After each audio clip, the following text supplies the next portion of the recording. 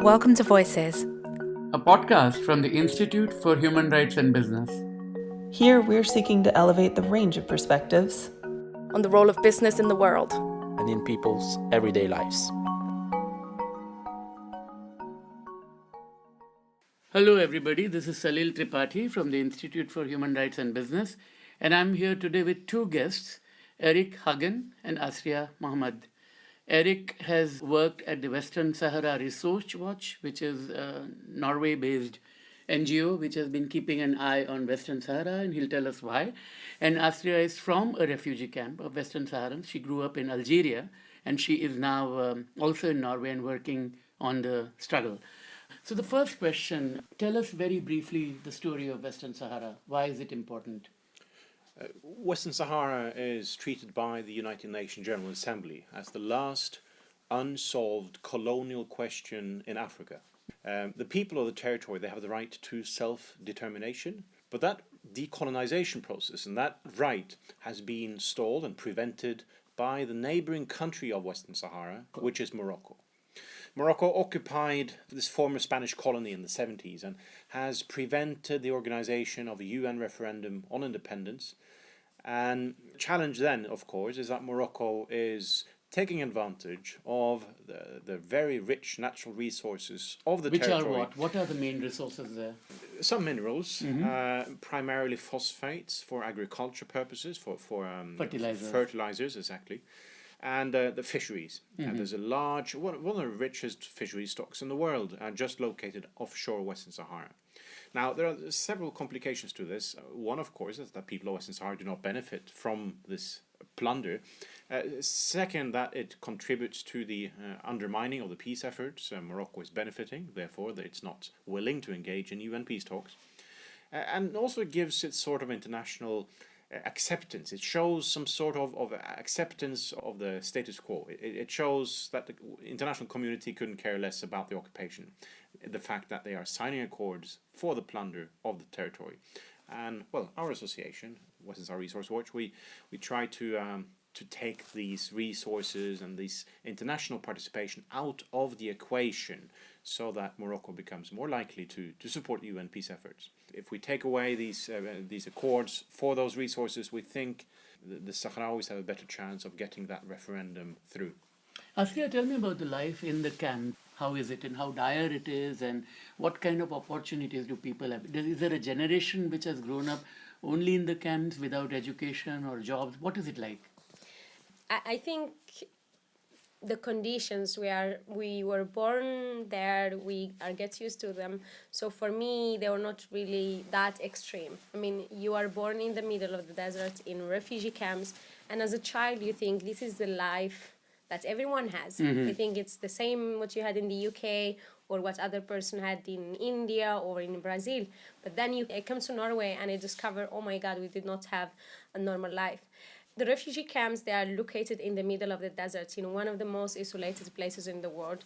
We are 100% dependent on humanitarian aid. It means that everything we need to survive, all the essential things, food, medicine, water distribution, everything is from the humanitarian aid.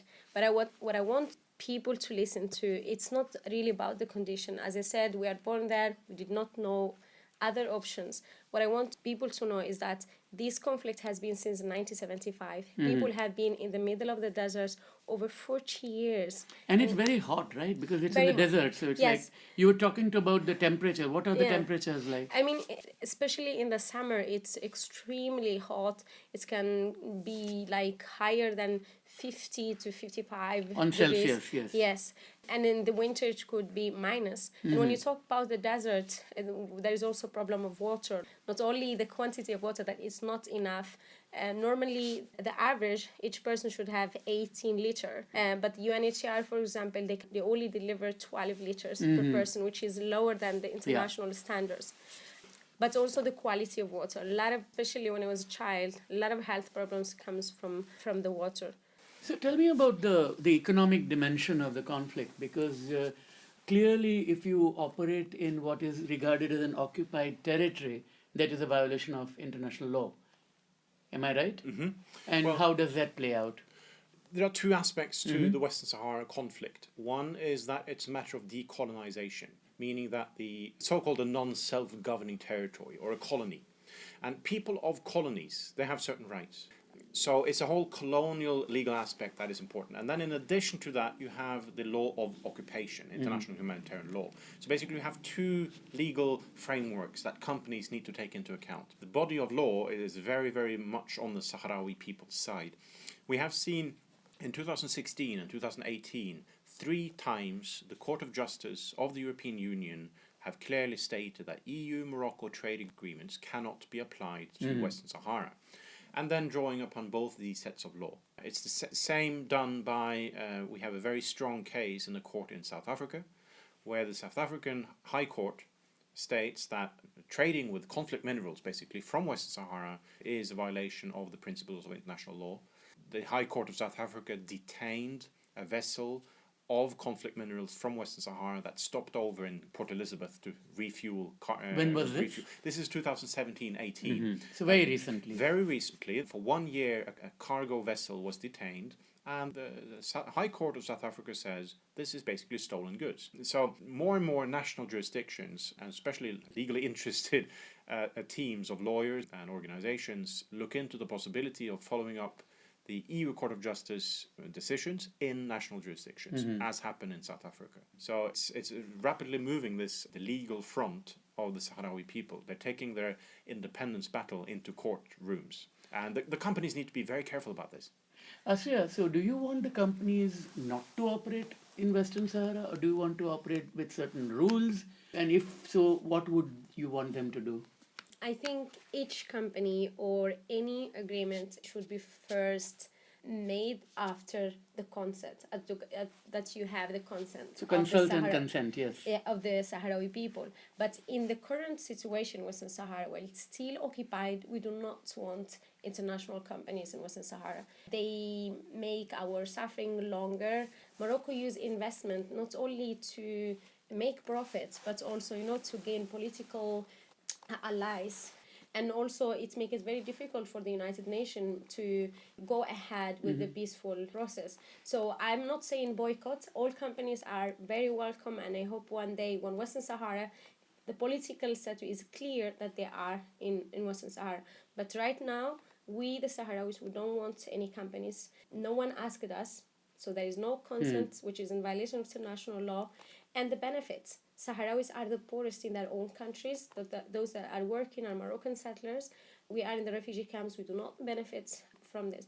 So my final answer is, yes, I want investments. I'm not against fair trade for all, but it has to be based on the consent and the benefits and the people, the opinion of the Sahrawis.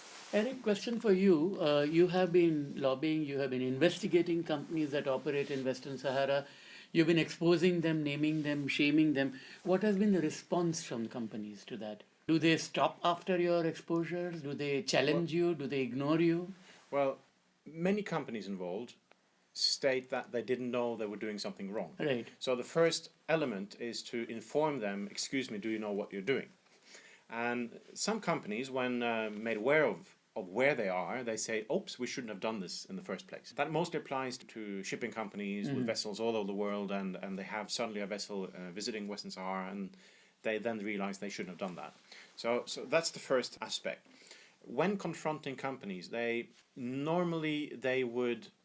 ones present, still present, many have left, but those still present, they say that they are operating there to the benefit of the local population. Now, the challenge is that this is not a matter for the population, it's a matter for the people, and that's a fundamentally different concept. The people of Western Sahara, half of them live as refugees, the other half live under oppression.